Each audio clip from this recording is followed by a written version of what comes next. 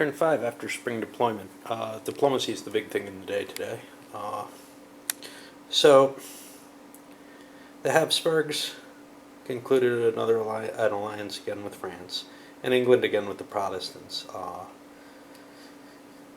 Both were debated, but in terms of value.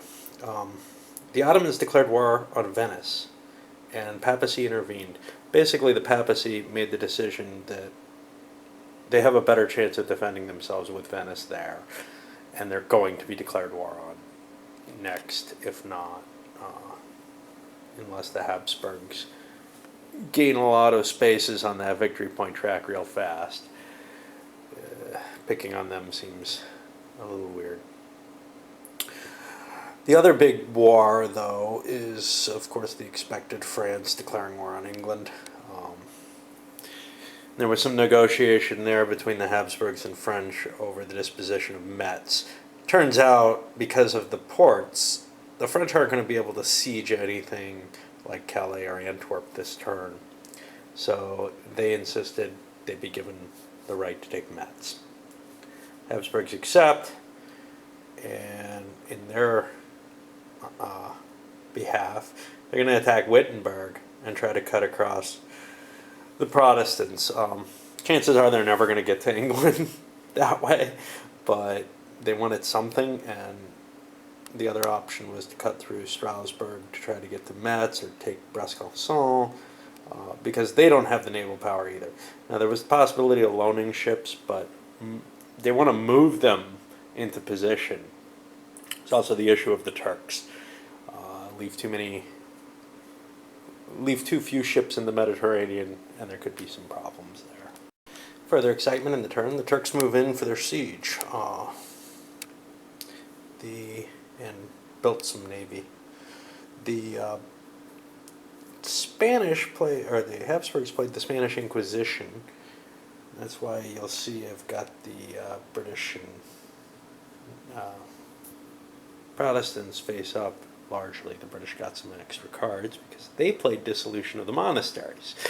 And the Inquisition turned back some of, I'm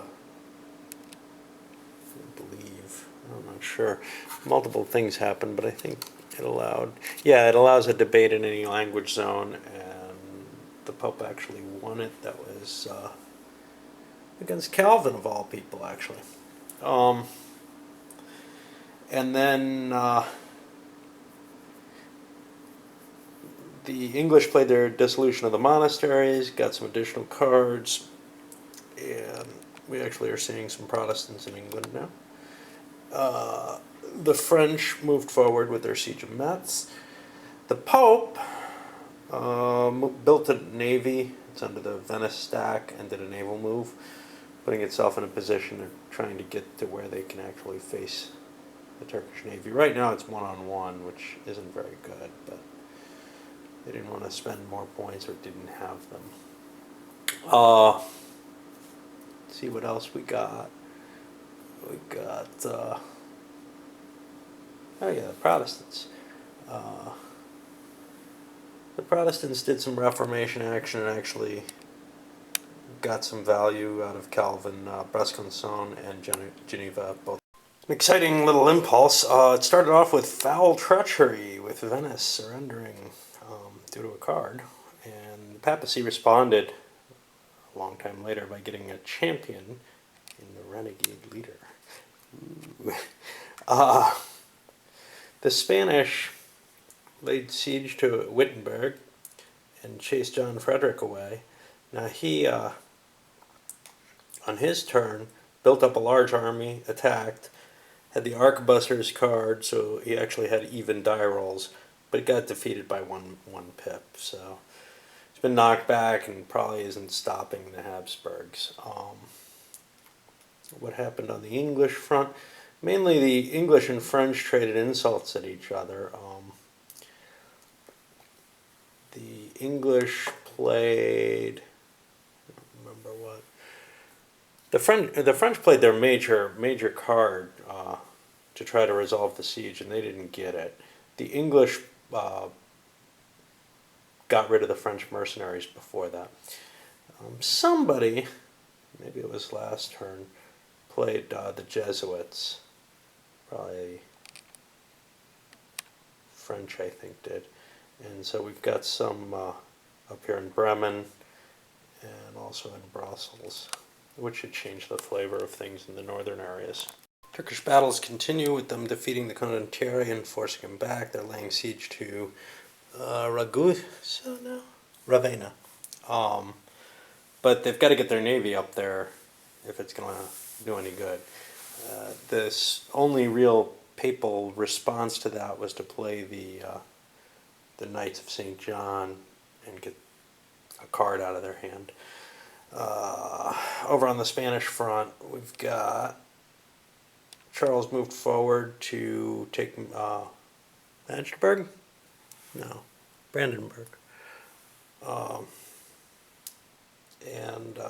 No, that's Magdeburg, isn't it? No, that's Magdeburg. It must be Brandenburg. And they're sieging that. John Frederick withdrew again before combat. The Protestants aren't really able to fight. They tried the one time. They're instead converting southern to Protestant. But if they start losing electorates, they're going to be in big trouble. The English came down and charged at Francis and got a mixed result there. They did a lot of damage and reduced the stack down to the point where the siege actually failed on the last French card. But they didn't manage to actually win. They actually tied, so not much there. All right. Just keeps getting worse and worse for the Pope. The Venetian alliance card allowed the Ottomans to deactivate the Venetians. So there's sort of this maritime alliance without Venice, because the Ottomans have that. The Pope's trying to build up troops there. He's seriously considering whether to just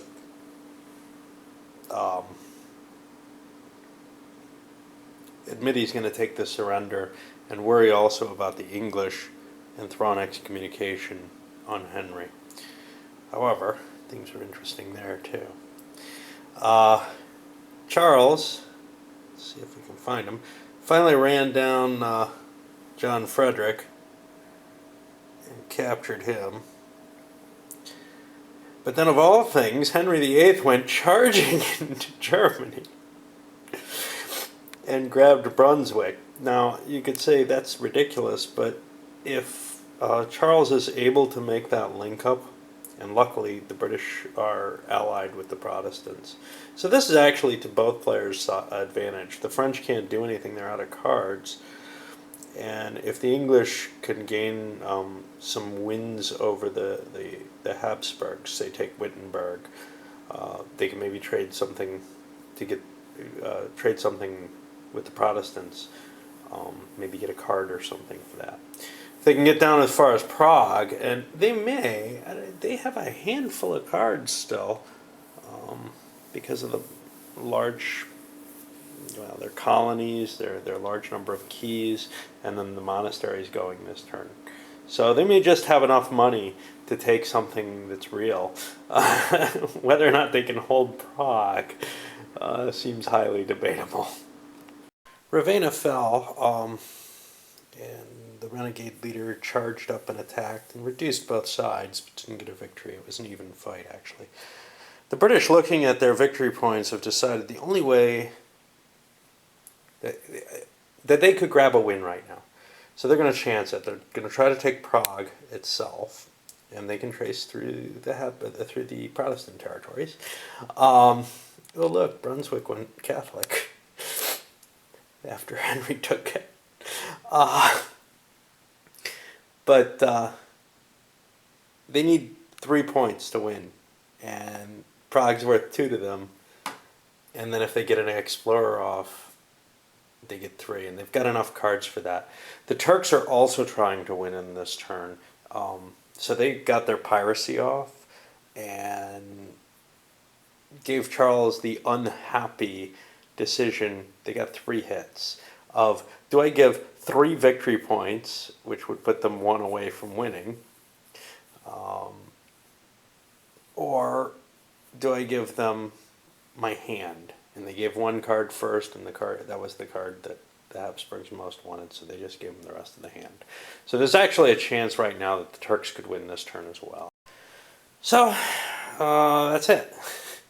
Turks won. I played a couple of rounds in there fairly quickly. I don't remember where I was last. The Brits took Prague, and they sent their explorer off in hopes of getting the points. But the Turks had enough cards that they were able to take Milan and Florence, although that was a real nail-biter. They had, Suleiman gives them 2 dice. They had 3 dice against 2 for the Pope, and they lost 1 unit, but they had 1 more left.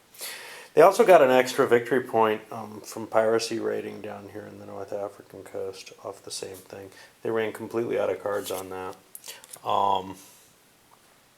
I don't think anyone else could have challenged them for the victory at that point. The only question was whether the Pope still had a card sitting around, whether he could have done something to prevent the siege of Florence. I believe he could have. How big a card was it? 1, 2. I don't think so. So yeah, that was the end of the game. I've never played one quite like this before. But every game seems at least a little different. And again, in this one, we saw something which was people getting up near that power rating. Now, unlike the other games, it wasn't everybody clustered up there. So that move by England against the Habsburgs early on definitely destabilized what I'm used to seeing. And I have to play it a few more times to really come to a conclusion. But I have the feeling that maybe the only way you can get really deep in the game is if people aren't really trying to win at all. Because it's pretty easy to get victory points and to start spiraling them. And even if everybody goes against you, there's still those extra points kicking around. So the games I've seen, usually the England in this game, is stopped earlier. And so everybody else is up there with them. And they don't really fall behind because they get some victory points. But in this case, it was mostly territorial points, so it hurt the other people. It was more of a zero-sum game. Anyway, it's a great game. I just wish that I could get into those later turns. Still, I feel like I'm missing a good third of the game because of it.